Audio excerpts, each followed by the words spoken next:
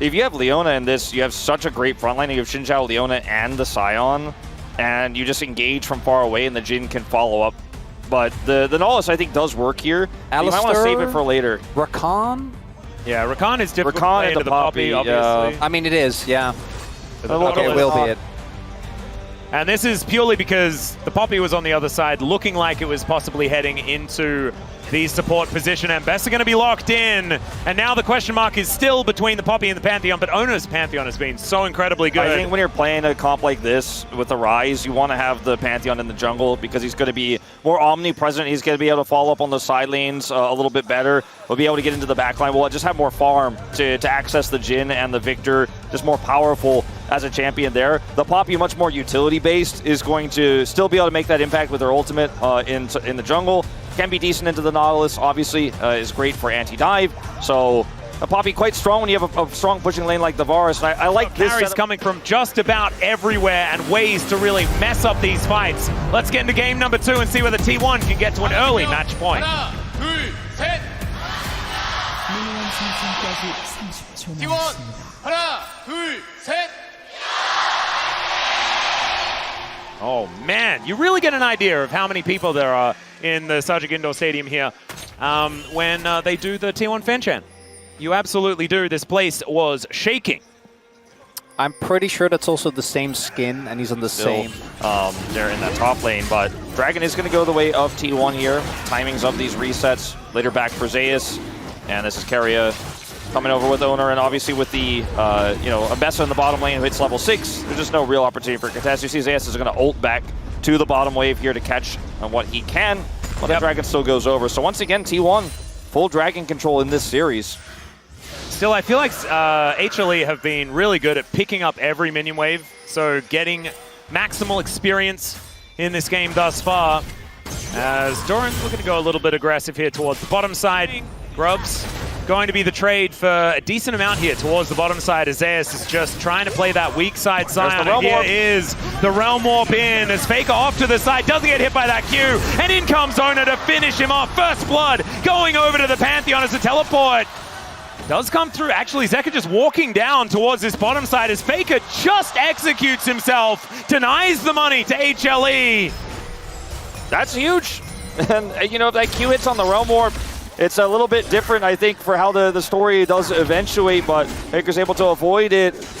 And that's a big win. No real loss here for HANWHA Life. Or sorry, no trade back for HANWHA Life. I feel like the only cross map we're getting is Peanut. Red buff? So close as well, Zeka, to trying to get on top of Faker's. There's Depth Charge, and there's the main CC. I think he's dead. Yeah. They got him this time. Yeah, they did get him this time, so there we go. 1 versus 1 as far as those kills are concerned. Here on the bottom side of the map, Doran in a little bit of trouble as well, but is able to dash out of the way of the gravity field. And he will be, at least for now, okay. HANWHA might not be ready for with this Poppy and double global. They're not set up for this one, and Peanut's just gone. Case in point. We just knew like exactly what was going to happen here in HANWHA Life. We're only really half contesting anyways. It's a bit early. Hanging around. Yeah, this Dragon is going to be secured. Deadly Flourish not going to be enough to stop that one, as it is going to be an Ocean Soul, not the most pivotal, but still something. But this lead is fairly negligible. I am more interested in Zeka being ahead. The problem with Zeka being ahead is going for a very safe build here with the Rod of Ages. Not going full damage. Trying to connect here is, okay, they're going to go for the chain CC. Carrion tries to move himself out of the way, but Peanut locks down that kill and just caught napping here a little bit, the Poppy. So Carrion now lying down might be a big in here for HLE to try and get this snowball rolling. Yeah, they might just look to try to somehow get this full turret as they look for Owner. Yeah, another hook does come through. There's the audacious charge as Faker is off to the side to make this an actual 2 versus 2. But Zeka comes over to make it 3. Gumi usually a little bit later. The Arcane Storm, not quite enough as the Chains of Corruption comes in and Peanut taxis his way out with the Grump.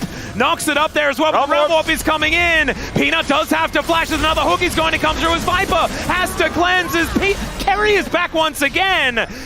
Okay, Keeper's Verdict does get him out of there. Now Faker is the one left alone. Zeus turns up.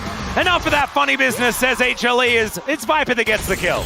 And what this time, happened? Yeah, this time T1 is the one trying to heavily overcommit to a play.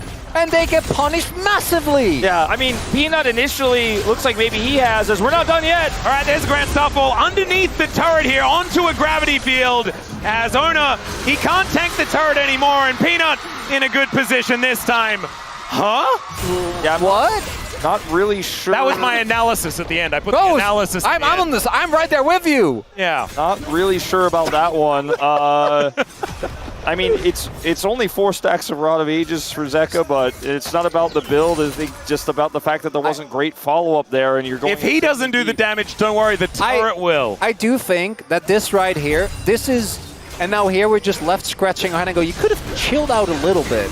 There's been a bit of, you could have chilled out a little bit on both sides throughout this series. Yeah, thus Peanut's far. the same. Yeah. Because this isn't really the kind of Jin snowball we were talking about. This isn't really quite the same sort of like, I wonder how they'll use that. Like, oh, the Rod of Ages on Zeka, you know, it's not a lot of damage, but we'll see how it works out. And then T1, I think, just gifted opportunities to HANWHA. A few minutes ago, you were starting to feel like, okay, this is going to be a tough one to play out, but now you're feeling so much more comfortable. This could be a little bit dangerous, though, as Doran looking for an opportunity, but the Zinzao is here. The knock-up comes through. Wind becomes lightning. There's the knock-up from Zeus at the same time, as Doran might be able to flash his way out of here, but Zeus is right over the top, looking to try and chase him down. But remember, it's an Ambessa, so he has none for T1. A very aggressive call there that nearly backfired. He loses his flash. And, I mean, I guess they could call that a backfire. As now we're looking for a flank for Keria. Okay, Drake is currently being taken here by Faker. Zeka moving on in. Peanut with that Wind becomes lightning. Keria looking for that flank angle. Wants to hit the keeper's verdict to make this a man advantage for T1. As he finds it! It is just about perfect as now they just single out Zeka. That is going to be kill on the other side though, as both mid laners are now lying in the dust. The curtains have been called and T1 has split the flash forward from Delight as now Zeus turns up to be that monster in the front line. But Keria is still being a menace. Zeus is looking to lock him down as Gumayushi over the wall is getting the pot shots in. Viper now singled out by Doran, who still has a lot of damage, and Zeus will be cut down where he stands.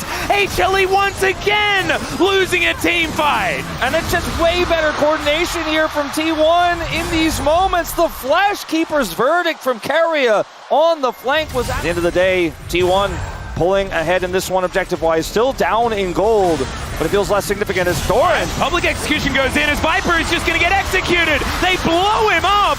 And now the Chains of Corruption to hold Zeus in position. The rest of HLE trying to get here, but 2 are already on the floor, and T1 are just happy that they've showed up for the slaughter. The knockup comes in though, and Doran is going to be taken down, but Delight will also be returned as another one. And there is the keeper's verdict. Keria not going to opt into it, but they've still won the fight. Salvage there from Peanut and Zeka to turn this into not a complete disaster, but I still think that T1 are so happy with it. Is it? Oh. Okay. Yeah, so it was, figured out that Keria was there. But that's probably still going to be out of comp. Peanut doesn't have smite, or does have smite, but doesn't have flash. Keria has smite as well. There's no shot. Like, there's Ultra Keria, there's 2 smites. I don't think they can do this. I guess they're respecting the TP from Zeus and the fact that Jin exists, and they're not going to run for Zeka. And this is the point where I think HANWHA Live, they're going to get this 5v5 win. Keria again. Can they find him? It's Keria's angle as he knocks Peanut away. The heroic charge comes in now. The Pantheon comes through as well, but it's not quite as coordinated as we saw last time. Viper fighting against Doran though. Deadly Flourish comes in. They take down Ona, and now Doran finds himself inside the blender, and he will be taken out. Now the curtains have been called. Keria slowed down. He is out of range of these shots, and now Zeka is 1v1ing against the Poppy and kind of losing. That was scary. And Keria is able to walk his way out. Still this time, HLE find a fight. I mean, Guma hits that arrow, it's a kill, he does miss it, but HANWHA Life will win their first dragon of the game. And yes, it's the same play from Keria. They only hit the jungler this time, and the follow-up isn't as clean. And there's the 5v5 we were looking for HANWHA. They deny the soul. They also deny, as Delight is on the ward, do take note. All right. There's no rest here.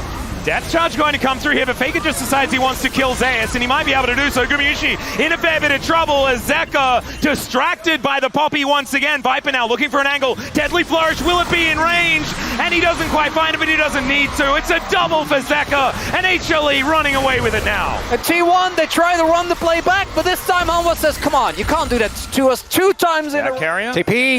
Yeah, they're just looking for Zeka, and he is It's a deep TP. He is a long way away from everyone as he flashes towards Owner. The rest of his team is coming up though, and his health bar is pretty high. He's still alive for now. The depth charge comes in. The public execution misses onto this Victor, who is just standing in amongst all of his bodyguards, and now FAKER is singled out. It's Zeka's turn to close in. FAKER still looking for that damage, but now the fight is ensuing on the other side. Delight might give himself up, but the knockup is there from Zeus. He's trying to stand in the way, and Zeka might get executed here by Doran. He goes golden, and Doran is still alive. They take him down as the arrow is going to be there from Gumayusi, as 3 for 3 is the trade.